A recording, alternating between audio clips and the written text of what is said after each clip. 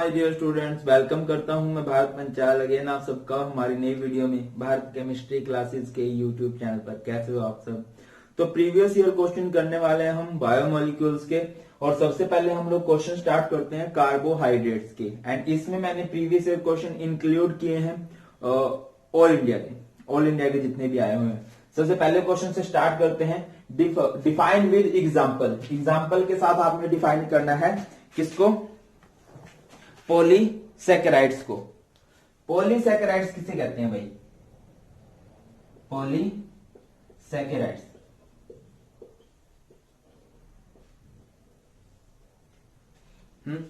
Polysaccharide word जो use होता है शुगर के लिए, कार्बोहाइड्रेट्स के लिए।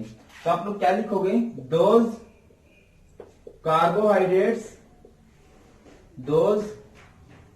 carbohydrates which give a large number of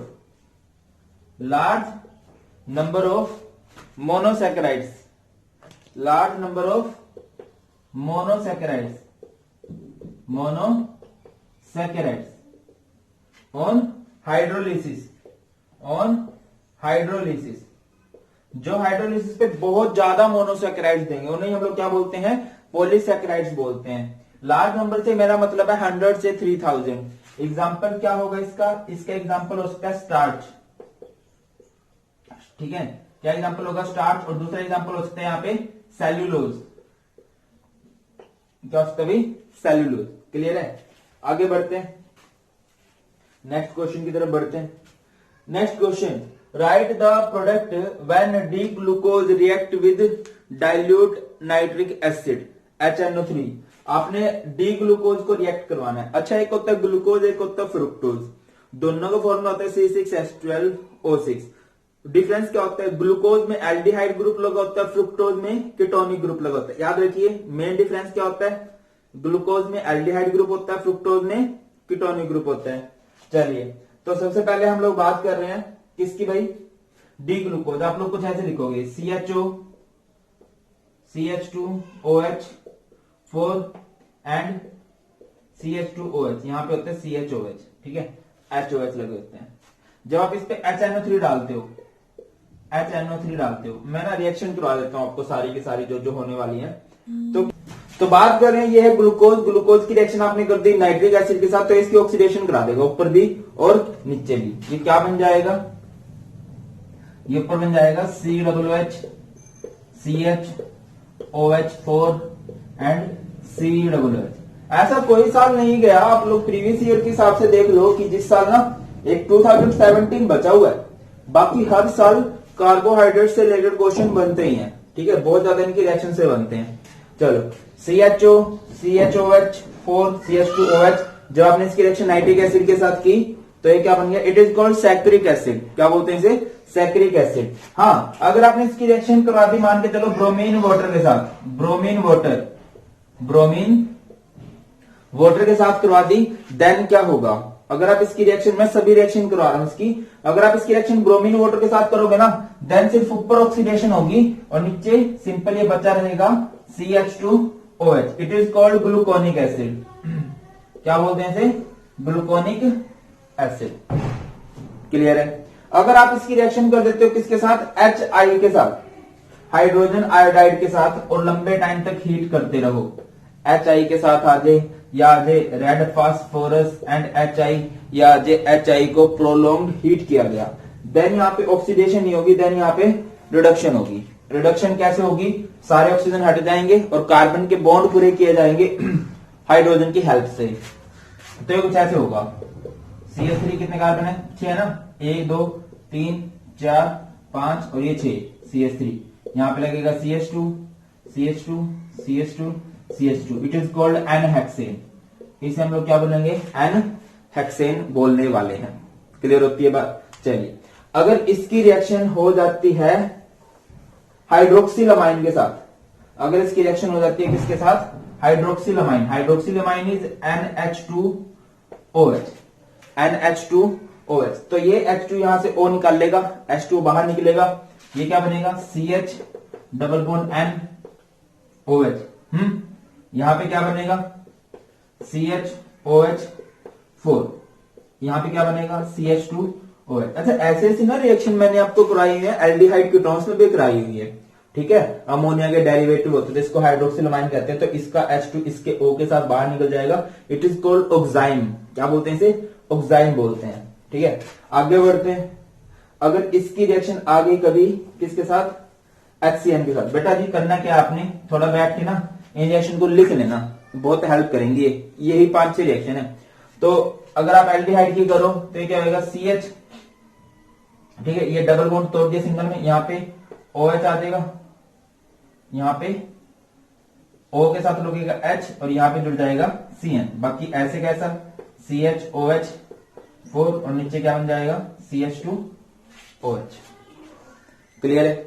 एक जगह पे इसकी रिएक्शन किसके साथ करवा के देखी गई है? एक जगह पे आप इसकी रिएक्शन करोगे CH3CO twice and O, CH3CO twice and O के साथ इसकी रिएक्शन करवा के देखी गई है। इसे बोलते हैं एसिडिक एनहाइड्राइड। तो क्या होगा? यहां पे देखिए ये सारा ऐसे कैसे रहेगा? CHO, फोकस कीजिएगा, ये क्या हो जाएगा? ये जो CH है, ये जो CH है इसके साथ जुड़ जाएगा ये क्या? C double bond O CH3। कितने मॉलिक्यूल बनेंगे ऐसे? 4। नीचे चलते हैं, ये CH2, ये है CH2 और क्या जुड़ेगा भी इसके साथ? अच्छा यहाँ पे O भी है। एक्चुअल में यहां से हमने सिर्फ H उड़ाना है, H उड़ाना है। ये होगा CHO C double bond O CH3, यहाँ पे भी CH2O C double bond O CH3। फिर ये H कहां गए? देखो ना, ये CH3। अच्छा इसके टोटल ना 5 मॉलिक्यूल लेने आपने। CH3CO ट्वाइस यानी टोटल 10 मॉलिक्यूल है। 10 में से आपने कितने मॉलिक्यूल यहाँ पे लगा दिए? 5 लगा दिए। आपके पास कितने मॉलिक्यूल अभी भी बच गए? आपके पास टोटल मॉलिक्यूल अभी भी बचे हुए हैं CH3CO और ऑक्सीजन भी 5 बचे हुए हैं, COO के 5 मॉलिक्यूल बचे हुए हैं और यहां से 4 और एक 5। अगर आप इसकी रिएक्शन एसिटिक एनहाइड्राइड के साथ करवा दोगे, किसकी? ग्लूकोज की, अल्फा डी ग्लूकोज की या डी ग्लूकोज की, तो क्या होगा? एक तो आपको क्या मिल जाएंगे? एस्टर मिल जाएगा, ये है ना, CHO C double bond O CH3 इस तरह से। एंड प्लस में क्या बनेगा? 5 मॉलिक्यूल्स ऑफ किसके? एसिटिक एसिड के। कैसे हुआ ऐसा मैं बता रहा हूं आपको। ये कितने टोटल? 10 हैं। यहां से आपने H हटाने हैं, यहां से आपने क्या हटाने हैं?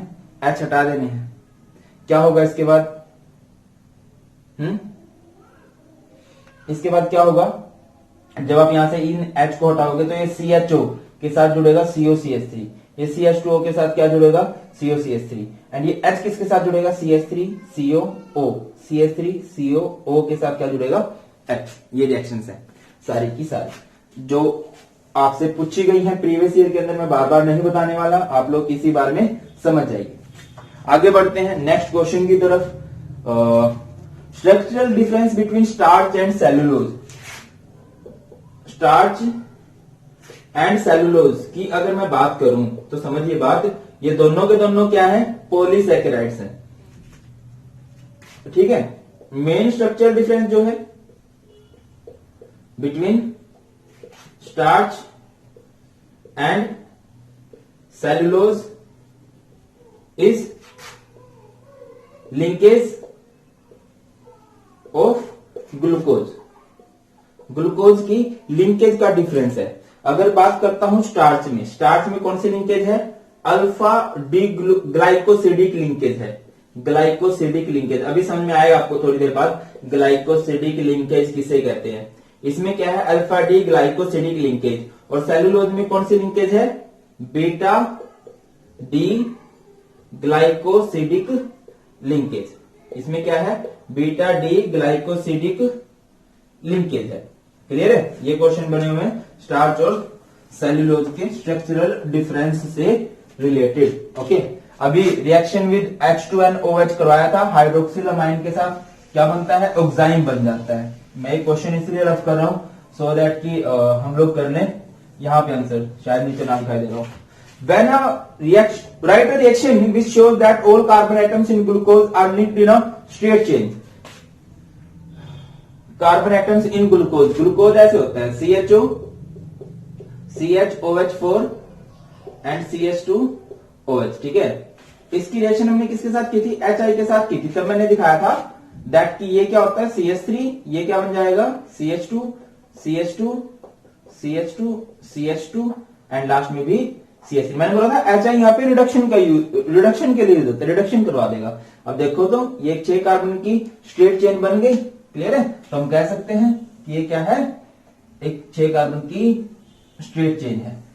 Next, state 2 functions of carbohydrates. Carbohydrates के 2 फंक्शन आप लोगों ने बताने हैं, जिनका कहां कहां पे यूज किया जा सकता है। वैसे बुक में से ज्यादा याद रख लो तो ज्यादा अच्छा रहेगा। तो सबसे पहली बात, they act as constituent of cell membrane, constituents of cell membrane. And दूसरी बात करें तो ये स्टोर्ड मटेरियल होते हैं। डिफाइन किस तरह से करोगे, carbohydrate act as storage molecule as starch in plants, starch in plants and glycogen in animals. हमने एक क्वेश्चन किया था पॉलीमर में, ठीक है, कि इनमें से कौन सा पॉलीमर ऐसा है जो एनिमल्स के अंदर स्टोर्ड मॉलिक्यूल का काम करता है। तो वो कौन सा होता है, ग्लाइकोजन एनिमल्स के अंदर होता है, स्टार्च प्लांट्स के अंदर होता है। और भी बहुत सारे होते हैं। एक्चुअल में बात करूं तो कार्बोहाइड्रेट सी हमारी बॉडी के लिए फ्यूल का काम करता है। मेन जो हमें एनर्जी मिलती है वो कार्बोहाइड्रेट से ही मिलती है। ज्यादा से याद कर लेना इनके, ठीक है। अगला question, what is meant bye pyranose structure of glucose. करवाए हुए मैंने structure of glucose, fructose, link डाल दूंगा मैं डिस्क्रिप्शन में, आप लोग देख लेना, क्योंकि बहुत से बच्चों को स्ट्रक्चर से रहता है कि सर स्ट्रक्चर का करवाइए कुछ। तो pyranose structure of glucose, cyclic structure of glucose को ही हम लोग पायरेनोज स्ट्रक्चर बोलते हैं। साइक्लिक, जरूर देख लेना बेटा जी, बहुत हेल्प होगी आपकी। Cyclic structure of glucose are called pyranose structure of glucose. कैसे बनेगा देखिए, कुछ ऐसे होता है, बताऊंगा आपको। ये होता है HOH, HOH, OH,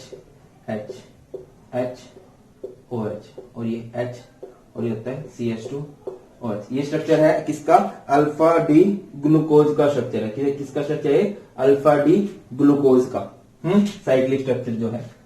next question है भी आपका, नेक्स्ट क्वेश्चन इज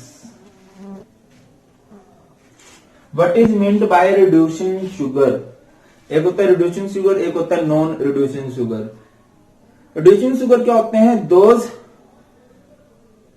कार्बोहाइड्रेट्स या दो sugar which reduce Tollens reagent or Fehling solution, which reduce Tollens reagent or Fehling solution. जो रिड्यूस कर देते हैं टोलेंस रिएजेंट को या फैलिंग सॉल्यूशन को, उन्हें हम लोग क्या बोलते हैं, रिड्यूसिंग शुगर बोलते हैं। जितने भी मोनोसैकेराइड्स होते हैं, ठीक है, वो सबके सब क्या होते हैं, रिड्यूसिंग शुगर होते हैं। वो टोलेंस रिएजेंट पे रिडक्शन करवा सकते हैं, वो फैलिंग सॉल्यूशन पे रिडक्शन करवा सकते हैं, और खुद पे ऑक्सीडेशन करवा लेते हैं।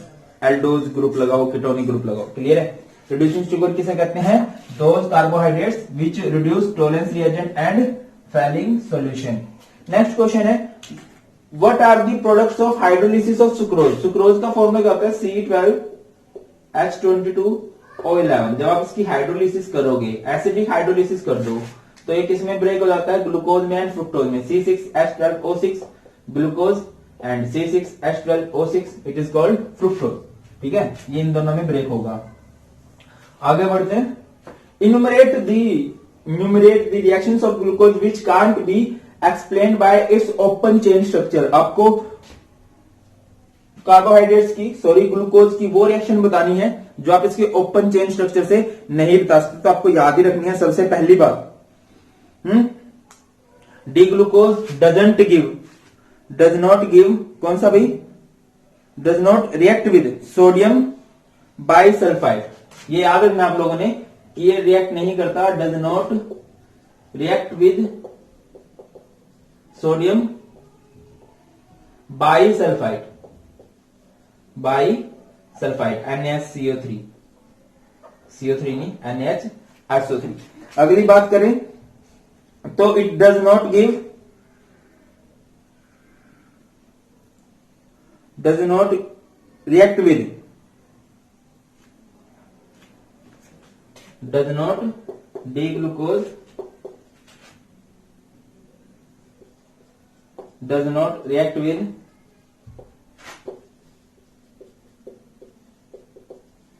किसके साथ रिएक्शन नहीं करेगा भैया? हाइड्रोक्सिल अमाइन के साथ, हाइड्रोक्सिल अमाइन के साथ। ठीक है, और नेक्स्ट जो आपने देखना है, it does not give 2,4, it does not give 2,4 DNP test, DNP dinitrophenol test. ठीक है, 2 बतानी आपने, 3 मैंने आपको करवा दी, इनको याद ही कर लेना। आपको ज्यादा डीप में मैं इसको नहीं कराऊंगा, इतना बारे में नहीं जाना हमने, याद कर लोगे ज्यादा बेस्ट है। कुछ क्वेश्चन ऐसे जो बेटा जी आपने याद कर लेने, ये क्वेश्चन पूछे तो बहुत कम बार गए बट हमें याद कर लेना चाहिए। ठीक है, आगे बढ़ते हैं। अच्छा ये हो गया। What happens when D-glucose is treated with hydroxylamine and acetic anhydride? करवा चुका हूं मैं हाइड्रोक्सिलामाइन और एसिटिक एनहाइड्राइड के साथ इनकी रिएक्शंस। नेक्स्ट आगे चलते हैं। D-glucose is treated with bromine water, हो गया है, ब्रोमीन वाटर के साथ करवाया था, हाइड्रोजन आयोडाइड के साथ भी हो गया है। Name the products of hydrolysis of sucrose, sucrose के क्या होंगे? अभी बताया था glucose and fructose. And lactose के क्या होंगे? लैक्टोज के लिए याद रखिए आप लोग, beta D glucose, beta D glucose and beta D galactose, beta D glucose and beta D galactose. Next question, D glucose is treating with bromine water, HCN, CH3, CO2O। हो चुका है, ये 2019 में क्वेश्चन आया था।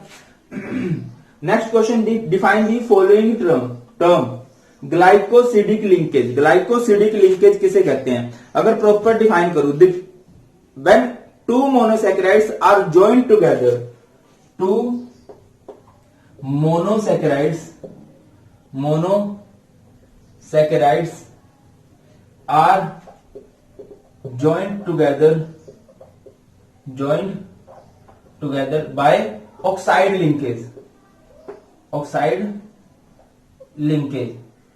by the loss of water molecule, by the loss of water molecule, and this oxide linkage is called glycosidic linkage, linkage. मैं आपको एक एग्जांपल दे रहा हूं, जैसे आपके पास है ग्लूकोज, ग्लूकोज का साइक्लिक स्ट्रक्चर जैसा अभी हम करके ही आए थे ना, ऐसा था OH, sorry OH, OH, H, OH, OH, H, H, OH, H, CH2OH। ये एक मोनोसैकेराइड है। एक और मोनोसैकेराइड ले लो आप लोग, ये होता है कीटोन। कीटोन का साइक्लिक स्ट्रक्चर कुछ ऐसे होता है।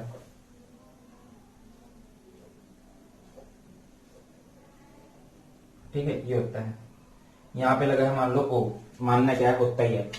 ठीक है, यहां पे लगा है OH, यहां पे है CH2OH।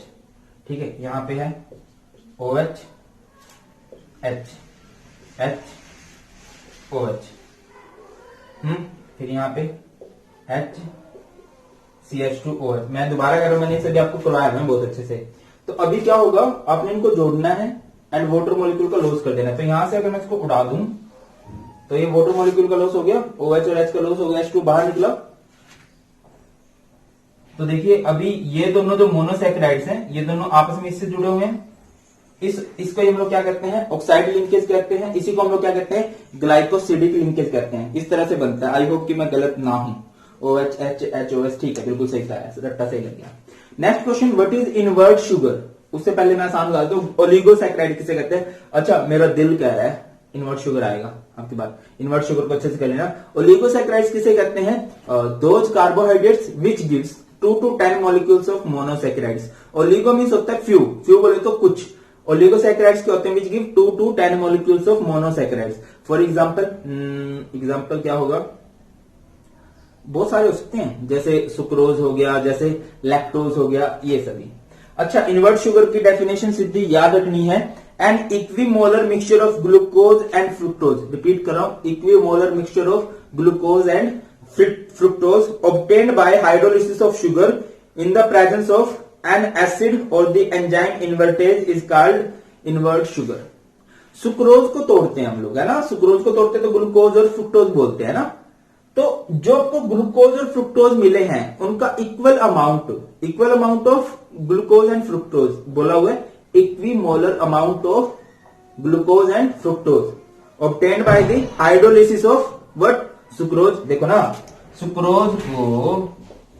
सुक्रोज को हाइड्रोलाइज कराया, वो H पॉजिटिव की प्रेजेंस में हो सकता है, एसिड की प्रेजेंस में हो सकता है, या फिर एक एंजाइम होता है जिसे हम लोग बोलते हैं इन्वर्टेज। तो यहां से आपको क्या मिलेगा, ग्लूकोज मिलेगा एंड फ्रुक्टोज मिलेगा। इस ग्लूकोज और फ्रुक्टोज के मिक्सचर को ही हम लोग क्या बोलते हैं, इक्विमोलर मिक्सचर को क्या बोलते हैं, इन्वर्ट शुगर बोलते हैं। क्लियर है। नेक्स्ट क्वेश्चन कहां है, बस difference between alpha glucose and beta glucose, what is meant bye pyranose structure of glucose. Pyranose structure of glucose तो मैंने आपको करवाया ही था। एंड बात करें अल्फा ग्लूकोज और बीटा ग्लूकोज में तो कोई डिफरेंस नहीं होता, या आप लोग स्ट्रक्चर की हेल्प से बता सकते हो अल्फा ग्लूकोज में एंड बीटा ग्लूकोज में क्या डिफरेंस है। एक्चुअल में सारे का सारा डिफरेंस होता है उनमें H और OH की पोजीशन का। अल्फा और बीटा में किसका डिफरेंस होता है, H और OH की पोजीशन का डिफरेंस होता है और कुछ भी नहीं होता। In alpha glucose the OH group at C1, देखो अगर मैं बात करता हूं अल्फा ग्लूकोज, चलो मैं बना लेता हूं। वैसे स्ट्रक्चर मैंने बहुत अच्छे से समझा रखा है आप लोगों को, अब आप लोग मानते नहीं हो, वैसे ये बात है। देखिए अगर मैं बात करता हूं अल्फा की, अल्फा डी ग्लूकोज की, क्या होता है CHOH। ये जो कार्बन फर्स्ट है इसमें H किस तरफ होता है, राइट में अल्फा में। और अगर मैं बात करता हूं बीटा डी ग्लूकोज की, प्लीज बेटा जी एक रिक्वेस्ट करूंगा आप सभी से, नीचे कमेंट में मैं डाल दूंगा स्ट्रक्चर्स के लिंक, ठीक है, ग्लूकोज वाले फ्रुक्टोज वाले वो देख लेना। और अगर मैं बात करता हूँ बीटा की, बीटा में क्या होता है, OH इस तरफ होता है और H इस तरफ होता है, बस ये डिफरेंस और कुछ भी नहीं है फर्स्ट कार्बन वाला, बाकी सारा एज इट इज होता है। तो यही थे सारे के सारे क्वेश्चन जो बने हुए हैं कार्बोहाइड्रेट से रिलेटेड। चलिए अभी देखते हैं वो क्वेश्चन जो कि प्रीवियस ईयर में बने हुए हैं बायोमोलिक्यूल से, प्रोटीन्स के, विटामिन्स के, एंजाइम्स के, सारे क्वेश्चन देखते हैं ऑल इंडिया में जो आए हुए हैं। फर्स्ट क्वेश्चन से स्टार्ट करते हैं, difference between fibrous protein and globular protein. बहुत ज्यादा इंपॉर्टेंट क्वेश्चन है एंड बहुत ज्यादा बार इसी से रिलेटेड क्वेश्चन बना हुआ है, बहुत ज्यादा बार आपको देखने को मिलेगा। सबसे ज्यादा जो इंपॉर्टेंट क्वेश्चन बनता है वो यही बनता है, difference between fibrous protein and globular protein. I hope कि आप बच्चे वन शॉट देख के आए हो, अगर वन शॉट नहीं देख के आए तो बात नहीं बनने वाली है। एक होता है फाइब्रस प्रोटीन, एक होता है ग्लोबुलर प्रोटीन। फाइब्रस प्रोटीन क्या होता है, which have linear thread like structure, जिनका स्ट्रक्चर क्या होता है, लीनियर एंड थ्रेड लाइक, धागे की तरह का स्ट्रक्चर होता है, बना के दिखा सकते हो ऐसे, ठीक है। अगर इसकी बात करें ग्लोबुलर प्रोटीन की, दे हैव स्फेरोइडल टाइप, स्फेरोइडल होती है ना, ऐसी कोई शेप या नहीं होती, स्फेरोइडल टाइप स्ट्रक्चर या स्फेरिकल स्ट्रक्चर आप लिख सकते हो, ठीक है, स्फेरिकल स्ट्रक्चर होता है इनका इस तरह से। बात करें कि ये होते हैं लीनियर पॉलीमर होते हैं, लीनियर पॉलीमर बोल सकते हैं इन्हें हम, लीनियर पॉलीमर। एंड ये क्या होते हैं, क्रॉस लिंक्ड पॉलीमर। ये क्या होते हैं भाई, क्रॉस लिंक्ड पॉलीमर होते हैं, ठीक है। अब ये बात करें अगला इंपॉर्टेंट डिफरेंस जो इनका वो है कि फाइब्रस प्रोटीन क्या होते हैं, इनसॉल्युबल इन वाटर होते हैं, इनसॉल्युबल इन वाटर, ठीक है। और ये क्या होते हैं, ग्लोबुलर प्रोटीन्स क्या होते हैं, सोल्युबल इन वाटर होते हैं, ये पानी में घुल जाते हैं, ठीक है। अगली बात करें तो इन जो फाइब्रस प्रोटीन है, अगर टेम्परेचर चेंज हो रहा है तो कोई ज्यादा फर्क नहीं पड़ता, show no change with the change in temperature, so show no change with the change in temperature, change in temperature. और इनकी बात करें तो show remarkable change, remarkable change, remarkable change means ऐसा चेंज जो आपको दिखाई दे, remarkable change with change in temperature. इनके केस में क्या है कि अगर टेम्परेचर बदलेगा तो इनमें डिफरेंस आप कर सकते हो, ठीक है। एग्जाम्पल की बात करें तो इसका एग्जाम्पल हम कर सकते हैं केराटिन इन हेयर्स, केराटिन इन हेयर्स। इसकी बात करें तो haemoglobin in blood, haemoglobin in blood, या फिर इंसुलिन भी आप लोग लिख सकते हो। क्लियर है। नेक्स्ट क्वेश्चन की तरफ बढ़ते हैं। Amino acid show amphoteric behaviour. Amino acids का बिहेवियर क्या होता है भाई? एम्फोटेरिक होता है। ये आपने बताना है कि ये क्यों होता है एम्फोटेरिक। एम्फोटेरिक किसे कहते हैं? जिसमें एसिडिक कैरेक्टर भी हो, बेसिक कैरेक्टर भी हो। तो देखिए, amino acid contain carboxy as well as amino group. अगर मैं बात करूं अमीनो ग्रुप किस नेचर का होता है भाई? Basic in nature. And carboxy क्या होते हैं? Acidic in nature. ये किस नेचर के होते हैं भाई? Acidic in nature. कुछ इस तरह से आप लोग बना सकते हो। ठीक है, यहां पे आर लगा होगा, यहां पे कोई ग्रुप लगा होगा, अमीनो यानी NH2 एंड COOH यानी कार्बोक्सी। अब ये बेसिक है, ये एसिडिक है। तो इसी वजह से हम कह सकते हैं कि ये किस नेचर के होते हैं? एम्फोटेरिक के होते हैं। अब एक क्वेश्चन ये आता है कि कई अमीनो एसिड एसिडिक नेचर के होते हैं। अगर यहां पे ग्रुप एसिडिक लग जाए, कार्बोक्सी लग जाए, एक और मतलब नंबर ऑफ COOH ग्रुप ज्यादा हो जाएंगे तो वो एसिडिक हो जाएगा। अगर यहाँ पे NH2 जैसा कुछ लग जाए, अमीनो ग्रुप ज्यादा हो जाए तो बेसिक कैरेक्टर ज्यादा हो जाएगा। और ना कार्बोक्सी लगे ना अमीनो लगे, हाइड्रोजन जैसा कुछ लग जाए तो वो क्या रहेगा? न्यूट्रल रहेगा। बात क्लियर है। अगर आपसे पूछ रहे थे एसिडिक कब होगा? जब यहाँ पे COOH कुछ लगे। बेसिक कब होगा? जब NH2 जैसा कुछ लगे। एंड न्यूट्रल कब होगा? अगर H लग जाता है तो। Clear. Next question, what are essential amino acid? ये क्वेश्चन भी बहुत बार बना है। Essential amino acids and non essential amino acids. Simple रखते हैं। एसेंशियल अमीनो एसिड्स किसे कहते हैं? एसेंशियल नाम से क्लियर हो रहा होगा, जरूरी जो होते हैं। नॉन एसेंशियल जो हमारे लिए जरूरी नहीं है। Essential which can't be produced by our body, can't be produced by our body, जिनको हमारी बॉडी नहीं बना सकती। सो सप्लाइड थ्रू डाइट, तो इनको सप्लाई किया जाता है डाइट के थ्रू। अगर नॉन एसेंशियल की बात करें, जो हमारे लिए जरूरी नहीं है, और हमारे लिए जरूरी कौन से नहीं है? Which can be produced by our body itself, जिसको हमारी बॉडी खुद ब खुद बना सकती है। एग्जाम्पल जरूर याद रख लेना चाहिए आपको, एसेंशियल का भी और नॉन एसेंशियल के भी। एसेंशियल के एग्जाम्पल बताऊंगा आपको। तो क्या होता है भाई? यहां पे लिखवा रहा हूं मैं एसेंशियल वाले। First is valine, next is leucine, next is lysine, next is और भी बहुत सारे हैं, आइसोल्यूसिन हो गया। इसमें बात करें non essential, glycine, next is alanine, next is aspartic acid. ये जो बहुत कॉमन से नाम सुनने को मिलेंगे ना, ये नॉन एसेंशियल होते हैं। Aspartic acid. क्लियर हो रहा है? नहीं क्लियर हो रहा है? एसेंशियल जिनको हमारी बॉडी खुद नहीं बना सकती तो वो हमें बाहर से रिक्वायर्ड होते हैं। नॉन एसेंशियल जिनको हमारी बॉडी खुद बना सकती है तो उनकी हमें रिक्वायरमेंट नहीं होती है। Clear. Next question, define peptide linkage. Peptide linkage को डिफाइन करना आपने। पेप्टाइड लिंकेज क्या होती है? जो पेप्टाइड्स के अंदर पाई जाती है, या फिर सिंपली हम लोग बोल सकते हैं CONH लिंकेज। इसको अमाइड लिंकेज भी कहते हैं, और नायलॉन्स के अंदर मिलती थी ये। CONH linkage is called peptide linkage. CONH linkage को हम लोग क्या बोलते हैं? पेप्टाइड लिंकेज बोलते हैं भाई। क्लियर होता है? आगे बढ़ते हैं। पेप्टाइड लिंकेज हो गया। एसेंशियल अमीनो एसिड जस्ट अभी करवाया है। अगला करवाना आपको डीनेचुरेशन ऑफ प्रोटीन। नाम से क्लियर हो रहा होगा, प्रोटीन की क्या करनी है? डीनेचुरेशन। जो उनकी नेचुरल फॉर्म है उससे उनको निकाल देना है। ठीक है। It is the process in which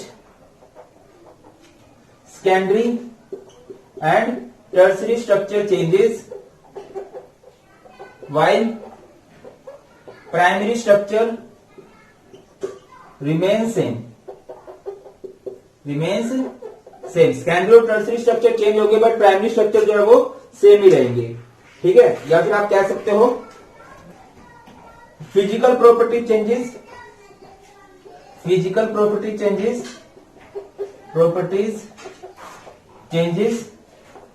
but chemical properties remain same. Chemical properties same ही रहेंगी, ठीक है। अगर बात करें अचीव कैसे किया जा सकता है, it can be done by physical change मतलब चेंज इन टेम्परेचर, अगर कहीं पे हम टेम्परेचर बढ़ा दें तब भी ये पॉसिबल है। एंड बाय केमिकल चेंज से मेरा मतलब है चेंज इन पीएच। एग्जाम्पल, बहुत सारे एग्जाम्पल हो सकते हैं। सबसे पहले एग्जाम्पल की बात करें तो बॉइलिंग ऑफ एग्स, अगर हम अंडे को बाल दें तो उसमें कुछ चेंज आता है, नहीं आता है, बिल्कुल चेंज आता है। उसका जो व्हाइट है वो सॉलिड हो जाता है, फिजिकल प्रॉपर्टी चेंज हो गई बट केमिकल सेम ही रही है। इसके अलावा कडलिंग ऑफ मिल्क, दूध की दही बना देना, अब भी वो चेंज हो गया। वो आपने कैसे चेंज किया, बाय चेंज इन पीएच, ये केमिकल चेंज था।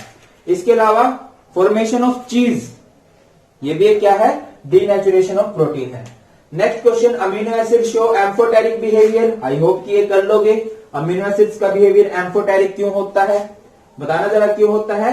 बिकॉज वहां पे एसिडिक ग्रुप भी प्रेजेंट है और बेसिक ग्रुप भी प्रेजेंट है। Next question, right one difference between alpha helix and beta pleated structure. Alpha helix and beta pleated structure, देखो जी ऐसा है कि बायोमोलिक्यूल जैसे ये जो लास्ट के 3 चैप्टर है मैंने फुल डीप में नहीं कराए, शायद तुम्हारे लिए कई टर्म्स नहीं है, बट मैं चाहता हूं आप इनको सीधा याद रख लो, ज्यादा आसान रहेगा। बट स्टिल कुछ डाउट है, टेंशन मत लो, वो जो 4 बड़े बड़े चैप्टर है उनको करवा लूं, उसके बाद आपको दोबारा भी करवा दूंगा अगर बच्चों से प्रीवियस ईयर क्वेश्चन नहीं लगे तब, ठीक है। चलो अल्फा हेलिक्स की बात करते हैं। अल्फा हेलिक्स में क्या होता है, इंट्रामोलिकुलर हाइड्रोजन बॉन्डिंग होती है। क्या होती है, intramolecular hydrogen bonding. And beta pleated में क्या होती है, इंटरमोलिकुलर हाइड्रोजन बॉन्डिंग। क्या होती है, इंटरमोलिकुलर हाइड्रोजन बॉन्डिंग, ये इनमें डिफरेंस है। Next question, define peptide linkage, मेरे हिसाब से हो जाएगा। Define primary structure of protein को कैसे डिफाइन करोगे, सिंपल सा शॉर्टकट बता रहा हूं। It refers to the number and linear sequence of amino acids. क्या कहते हैं आपको, linear sequence of amino acids, linear sequence of amino acids held together by peptide bond, जो कि किस बॉन्ड से जुड़े हुए हैं, पेप्टाइड बॉन्ड से जुड़े हुए हैं। नेक्स्ट एसेंशियल नॉन एसेंशियल हो जाएगा। अमीनो एसिड्स में भी acidic, neutral, alkaline, how does this happen, हो सकते हैं एसिडिक भी, बेसिक भी और न्यूट्रल भी। एसिडिक कब होंगे भाई, if number of COOH group are higher than number of NH2 group.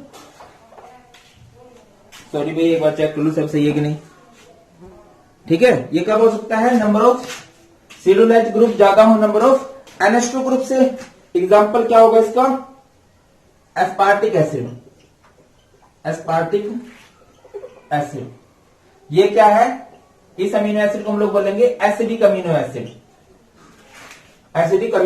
अगर कभी ऐसा हो जाए number of COOH group equals है नंबर ऑफ NH2 ग्रुप्स के इक्वल है, तो वो क्या होगा, एक न्यूट्रल अमीनो एसिड होगा। क्या होगा भाई, वो न्यूट्रल होगा। एग्जाम्पल की बात करें तो एग्जाम्पल क्या लिख सकते हो यहां पे,